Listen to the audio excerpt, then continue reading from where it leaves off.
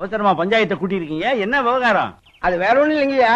இத்தனை நாளா நம்ம வேலை ஊர்ல இல்ல, நம்ம ஊரு நிம்மதியா இருந்துச்சு. நேத்தா வந்தான், வரும்போதே ஒரு பிரச்சனையோட வந்துட்டான். என்ன பிரச்சனை? அது நிக்குது மூதேவி, அதோட பிரச்சனை தான். பக்கத்தூர் பொண்ணை காப்பாத்துறேன்னு சொல்லிட்டு கையை பிடிச்சு வச்சுட்டான். ஏற்கனவே அவங்களுக்கு நமக்கும் வாய்க்கா தகராறு இருக்கு, இப்ப பொம்பளை தகராறு வரையா? ஏப்பா தம்பி, அந்த பொண்ணை கைய பிடிச்சு இழுத்தியா?